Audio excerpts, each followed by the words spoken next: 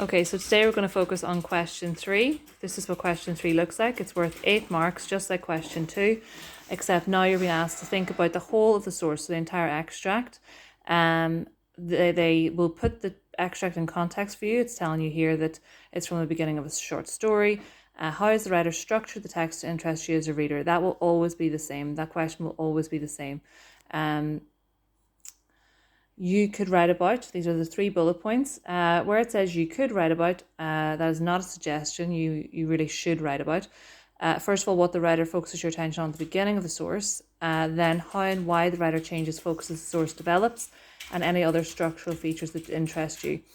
So again, this is worth 8 marks. Ideally, same as the question before, I'd say maybe it's not about quantity as such, it's about quality, but maybe like 2 paragraphs might be the way forward. Just to go over some of the things we need to focus on for this.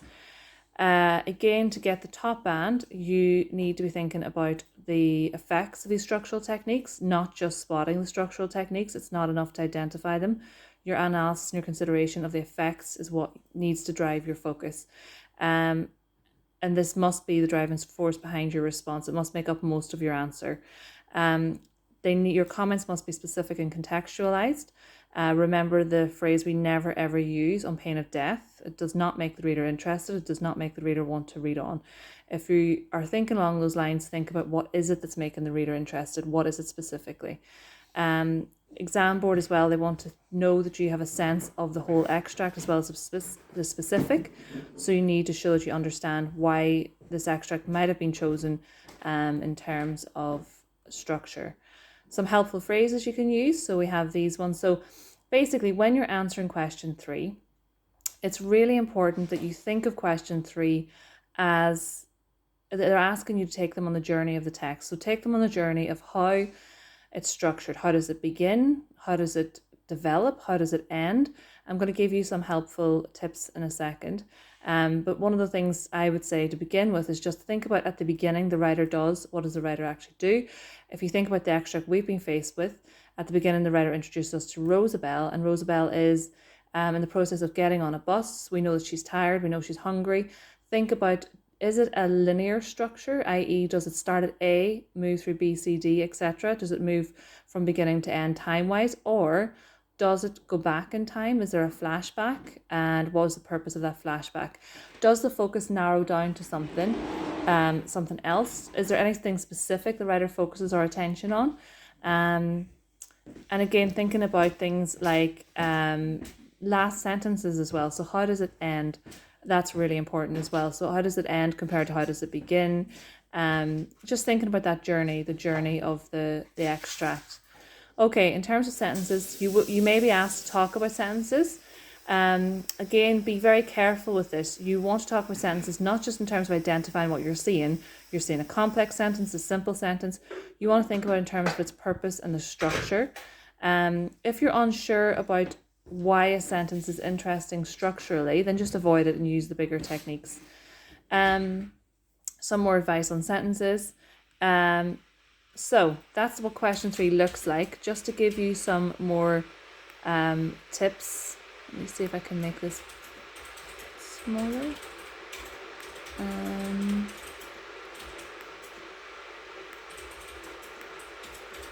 Okay, let's just make it bigger. Okay, perfect. So if we have a look here, this is a really good document that I will put on Google Classroom. These are all of the different ingredients of what makes a text interesting structurally. So asking yourself these questions: where and who? So what's the location? What's the setting? Who's the protagonist? Who's the main character? Can you trust their viewpoint? What's the narrative voice? What's the narrative perspective? Is it an omniscient narrator? Is it an unreliable narrator? Then going on about things, then continuing to focus on things like time. So how is time being used? Especially in consideration to Rosabelle specifically, time is used in a very interesting way. So I think that that's something to focus on. In a lot of the extracts that you're given in the exam, things like time is used as an important factor in a lot of the extracts. So things like flashback, flash forward, foreshadow, And then think about things like how is it organized, topic sense, summary, pattern, sequence, connection. Is anything repeated? Is there any pattern repeated in terms of events? So that's actually a really useful tick list that you can use as you're approaching question 8. And then I'm going to show you this. So this is basically a more simplified version of the mark scheme for this question. So you can see here, level 4, we want to be looking at the top band level, perceptive and detailed. Okay, so your response is aiming to show detailed and perceptive understanding of structural features. So you're going to be able to pinpoint and discuss structural features within the text. You're also going to have to be able to analyze the effects of the writer's choices of structural features. Like, for example, if we think about the purpose of a flashback, what is the purpose of a flashback in general? It's to add extra depth and extra information to someone else's story. So, for example, had Rosabelle just journeyed home and described her journey home to us, we wouldn't understand anything about the day that she's had. We wouldn't understand anything about the life that she leads. So that flashback really enriches our understanding of someone's life. So things like that. A judicious range of examples. So for a level 8, it's a judicious range of examples. For level 4, it's judicious. For level 3, it's a range. Judicious means that you have basically chosen the best examples within the text to prove your point. A range of subject terminology has been used appropriately. Please do not just spot text structural techniques, because that's not enough. There must be accompanied by a detailed and perceptive analysis. Okay, so that is what you're looking at in terms of the mark scheme. Obviously, I will upload all these resources to Google Classroom, and you will work through them at your own pace. I just wanted to make sure I talked you through what you're doing, because I know that it's a bit of a tricky question. And I'd like you to complete this in class. So go through all the details. I would advise you to read the extract again. I will upload the extract as well.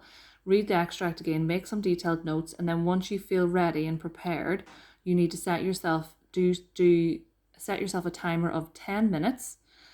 Complete it within 10 minutes. Whatever you complete in 10 minutes, be honest, and upload to the Google Classroom, okay? Because I want you to get a feel for what that timed writing practice feels like.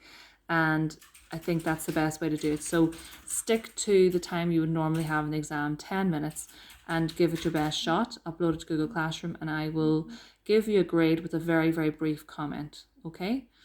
Any questions, as usual, I am on email and absolutely available to answer and respond. Thank you. Bye.